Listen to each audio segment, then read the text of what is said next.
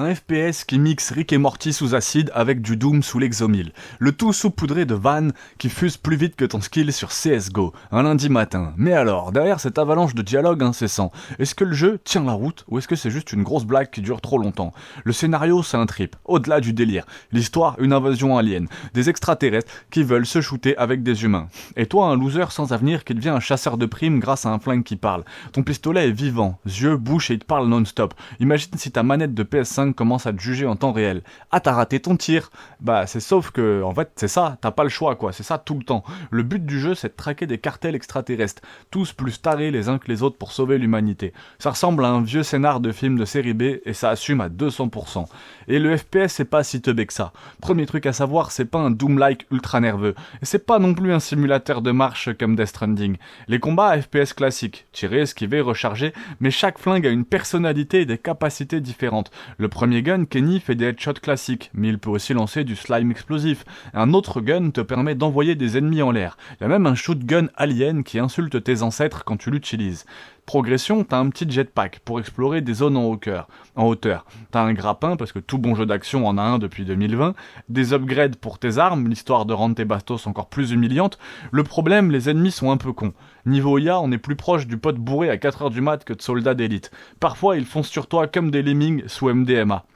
L'humour, c'est ça le vrai cœur du jeu. Là où High on Life divise, c'est son humour omniprésent. Si t'aimes Rick et Morty, tu vas kiffer. Si t'as du mal avec les mecs qui parlent trop, tu vas vouloir désinstaller le jeu après 30 minutes. Le jeu te parle tout le temps. Les flingues ont des monologues infinis, les ennemis aussi, les PNJ sont tous débiles.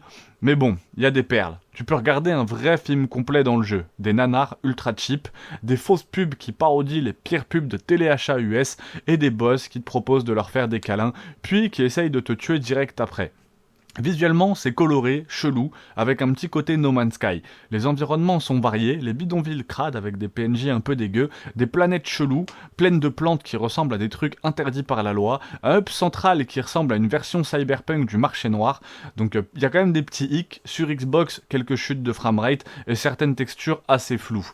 Mais bon, le verdict alors, est-ce que c'est un bon trip ou est-ce que c'est un bad trip? Si tu kiffes l'humour absurde façon Rick et Morty, un FPS fun, accessible et sans prise de tête, des flingues qui parlent et te roast en plein combat, tu vas foncer. Si tu kiffes ça, fonce. Par contre, si tu détestes trop de dialogue, si tu supportes pas qu'un jeu te parle tout le temps, c'est mort. Une IA souvent teubée et un gameplay pas non plus profond, ça va pas être forcément ce qui va te plaire. Mais si t'adores l'humour et un FPS fun et accessible, tu peux foncer. Le jeu assume son délire jusqu'au bout. Mais qui peut rapidement te saouler si t'adhères pas à son humour? À tester avec le cerveau en mode off et pourquoi pas un petit peu de high. Et toi, qu'est-ce que t'en as pensé? Tu as kiffé le jeu ou tu l'as désinstallé au bout de 10 minutes? N'hésite pas à me le dire, dis-le moi en commentaire et balance ton pire red flag de High on Life.